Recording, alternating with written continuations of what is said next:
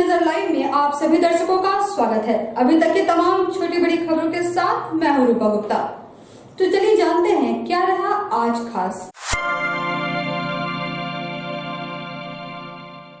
Corona संक्रमण से बचाव एवं रोकथाम के लिए जिला प्रशासन द्वारा हर संभव उचित प्रयास किए जा रहे हैं। बढ़ते कोरोना संक्रमण को देखते हुए जिला प्रशासन द्वारा सभी आवश्यक तैयारियों को शीघ्र गति के साथ सुदृढ़ एवं सुगम बनाया जा रहा है।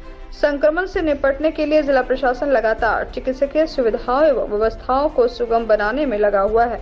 इसी क्रम में जिला अंतर्गत स्वास्थ्य सुविधाओं को सुदृढ़ करने एवं आधारभूत संरचनाओं को सुव्यवस्थित करने के उद्देश्य से उपायुक्त ने एएनएम बदडीहा में निर्मित पीएसए प्लांट व अन्य व्यवस्थाओं का जायजा लिया। इस दौरान उन्होंने अधिकारियों को कई आवश्यक दिशा निर्देश दिए। इसके अलावा उपायुक्त ने अस्पताल में उपलब्ध संसाधनों का मुआयना किया। निरीक्षण के क्रम में उन्होंने अस्पताल में उपलब्ध संसाधनों, normal bed, oxygen cylinder, oxygen pipeline, child friendly dedicated paediatric beds व अन्य स्वास्थ्य सुविधाओं की जानकारी ली। इस दौरान उपायुक्त ने कहा कि उक्त अस्पताल में स्वास्थ्य सुविधाओं एवं चिकित्सकीय उपचार को सुदृढ़ एवं बेहतर किया जा रहा है ताकि संक्रमित मरीजों को बेहतर चिकित्सकीय उपचार दिया जा सके। कोचिंग फेडरेशन ऑफ इंडिया और ऑल प्राइवेट टीचर एसोसिएशन की एक बैठक एप्टा के अध्यक्ष नागेंद्र कुमार की अगुवाई में हुई। बैठक में एप्टा के संरक्षक और कोचिंग फेडरेशन ऑफ इंडिया के ज्वाइंट सेक्रेटरी राजेश सिन्हा मुख्य रूप से उपस्थित हुए। बैठक में कोरोना को ध्यान में रखते हुए 15 जनवरी तक संस्थान बंद रखने का निर्णय लिया गया। इस दौरान कहा गया कि ऑफिस खुले रहेंगे। साथ ही निर्णय लिया गया कि 15 जनवरी के बाद यदि सिर्फ शिक्षण संस्थान को बंद किया जाता है और मॉल, हाट बाजार, शराब दुकान आदि को खोला जाता है तो सभी सड़क पर उतरकर आंदोलन को बाध्य होंगे। बैठक के दौरान संस्थान के पदाधिकारियों ने कहा कि जब भी कुछ होगा सबसे पहले प्राइवेट टीचर पर काज गिरती है। सरकार को चाहिए कि सरकारी कर्मी की सैलरी बिना काम के ना दे बल्कि उसमें भी कटौती करे। कहा कि सरकार को क्या जरूरत थी नए साल का जश्न मनाने का, प्रमोशन करना और कोई रोक नहीं लगाना, यह भी बड़ा प्रश्न है। कहा कि कोरोना, ओमिक्रॉन आदि से बचने की जरूरत है लेकिन टारगेट सिर्फ कोचिंग सेंटर है तो यह बात असहनीय है। बैठक में मोहम्मद आयूब अंसारी, अजय मंडल, अशोक गुप्ता, चंचल मिश्रा, आफ्ताब आलम, आलोक मिश्रा, मिंटू कुमार, प्रणव मिश्रा, किशोर मंडल, रविंद्र विद्यार्थी, सद्दाम हुसैन, राकेश रोशन, फिरदौस आलम, पिंकू बैठा, अजय कुमार, गौरव गगन, चक्रम सर, मोहम्मद आजाद, नवल किशोर प्रसाद, प्रफुल्ल रंजन मिश्रा, मुबारक हुसैन, रंजन कुमार, शंकर दुबे, शंकर कुमार आदि प्राइवेट शिक्षक उपस्थित थे। बैठक भी एप्टा जो हम लोग का संगठन है, साथ ही साथ जो भारत स्तर पर संगठन है प्राइवेट टीचर का, वो है आपका CFI है, कोचिंग फेडरेशन ऑफ इंडिया। उसके तहत सारे लोग बैठक किए और बैठक में यह तय किए कि जो अभी सरकार का, अभी जो केंद्र सरकार हो चाहे राज्य सरकार का हो, जो कोविड का 15 तारीख तक जो बंद करने की बात कही है, हम लोग समर्थन करते हैं क्योंकि ये बड़ा आपदा है और इसमें सबको मिलजुल कर साथ देना चाहिए। तो उसी पर निर्णय यहाँ पे बात बनी है। साथ ही साथ हम सरकार से भी यह भी निवेदन करते हैं, जैसे कि एकदम शराब का दुकान जो है वो उसमें मास्क नहीं भी पहने तो चलेगा, वो 10 बजे रात तक खुला रहेगा, बाकी 8 बजे तक हो जाएगा। तो वैसे जगहों को भी चिन्हित करें। सिर्फ गरीब गुरबा का जो है, जैसे मान लीजिए बाजार, हाट, ये सब को छोड़कर आप रिलायंस को भी टारगेट करें। आप बड़े बड़े जो हैं तो टारगेट सरकार का जो अगर दोहरी नीति होगा तो हम लोग निश्चित तौर पर विरोध करेंगे। और चूंकि हम लोग शिक्षक हैं और शिक्षण संस्था हैं तो हम आपका सपोर्ट करेंगे, लेकिन जो दोहरी नीति है उसका लगातार। आज हम प्राइवेट शिक्षक एसोसिएशन जो हम लोग का एप्टा ग्रुप है उसके तहत हम सारे शिक्षक यहाँ पर इकट्ठा हुए। इस बात पर हम लोगों ने चर्चा किया कि आज जो सरकार का गाइडलाइन आया है कि 15 तारीख तक अपने कोचिंग इंस्टीट्यूशन को और प्राइवेट इंस्टीट्यूशन को बंद रखा जाए, तो इस बिंदु पर हम लोगों ने आकर यहाँ पर सहमति जताई और छात्रों एवं अभिभावकों को इस संदेश के माध्यम से बताना चाहेंगे कि अगले 15 तारीख तक वो अपने घर में रह करके और पठन पाठन करें, साथ ही सारे लोग वैक्सीनेट हो लें। और मैं सरकार से भी, प्रशासन से भी आग्रह करूँगा कि प्लीज़ 15 तारीख के बाद हम लोग को फिर पुनः इस बिंदु पर फिर से एक बार क्लास स्टार्ट करने का अनुमति देंगे, क्योंकि यहाँ जितने भी टीचर्स हैं वो कोई पूंजीपति लोग नहीं हैं, सारे के सारे रोज मेहनत करते हैं, परिश्रम करते हैं और उसी से उनका सब चीज़ का संचालन होता है। तो आज मैंने सरकार के नियमों का पालन करते हुए इसे क्लास को ऑफ करने का प्रयास किया, मतलब मैं प्रयास कर रहा हूं, और ऑनलाइन क्लास आज से हम बच्चों को देने का मैं निर्णय लिया है। लेकिन फिर से एक बार मैं आग्रह केंद्र व राज्य सरकार के निर्देश के आलोक में देश भर में 15 से 18 वर्ष के बच्चों का टीकाकरण का कार्य सुचारू रूप से किया जा रहा है। उपायुक्त के निर्देशानुसार जिले में संचालित सभी 13 टीकाकरण केंद्रों में बच्चों का टीकाकरण का कार्य सुनिश्चित कराया जा रहा है। सभी टीकाकरण केंद्रों में बच्चों की सुरक्षा के पुख्ता इंतजाम किए गए हैं। टीका लेने के बाद स्वास्थ्य कर्मियों के द्वारा बच्चों को कोविड अनुरूप व्यवहारों का उचित अनुपालन करने की सलाह दी जा रही है।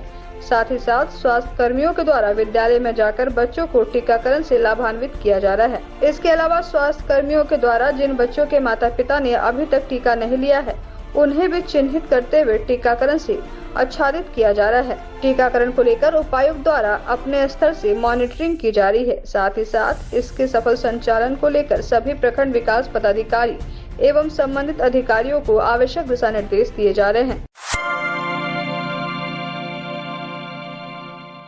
मारवाड़ी युवा मंच प्रेरणा शाखा की ओर से clean the city green the city अभियान के तहत शाखा की ओर से पर्यावरण संयोजिका कविता रजगड़िया के निरीक्षण में सेंटर पॉइंट मॉल के बाहर सभी कार वालों को शाखा की ओर से 50 कार डस्टबिन मुफ्त में दिए गए, ताकि कार से फेंके जाने वाले कचरे से सड़क पर गंदगी न फैले।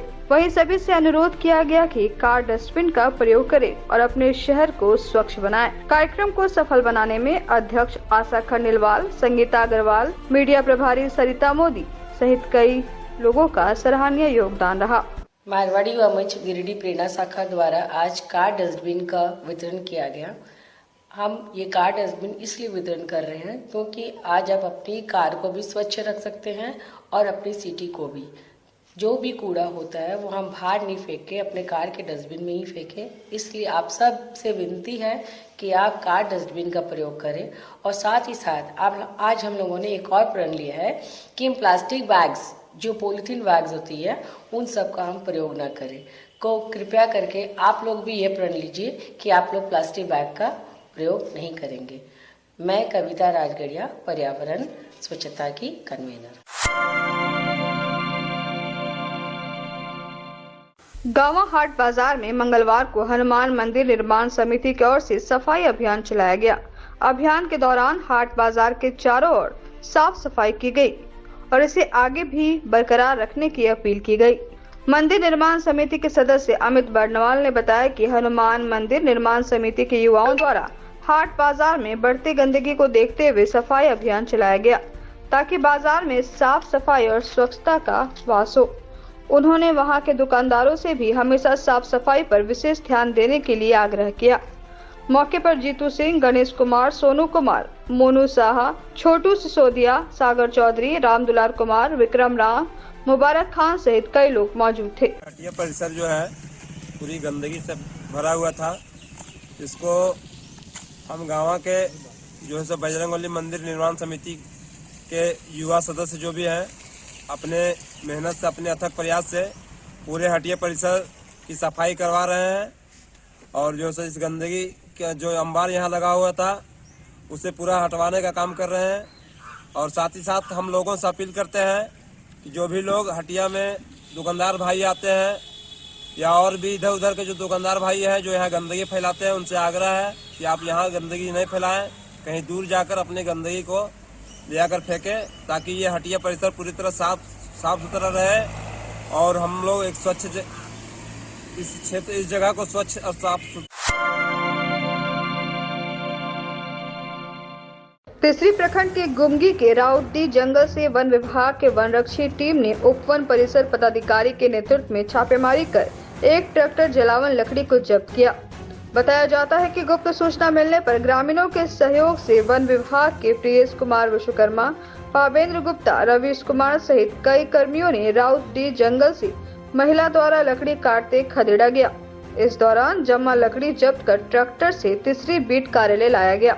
इस बाबत उपवन परिसर पदाधिकारी प्रियेश कुमार विश्वकर्मा ने कहा कि लकड़ी काटने वाली महिलाओं को चिन्हित कर वन अधिनियम के तहत मामला दर्ज किया जाएगा।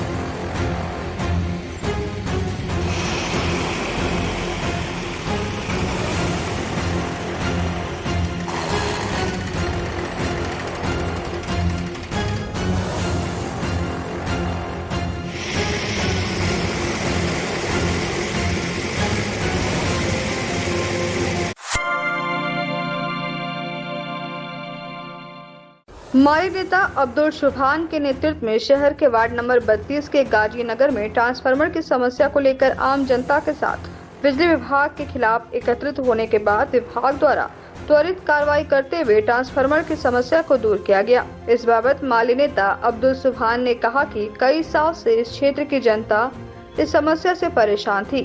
वार्ड कमिश्नर 1 साल पहले बिजली विभाग को पत्र लिखे थे, सदर विधायक से अनुशंसा भी की थी, लेकिन साल भर होने के बाद भी लोग परेशान थे।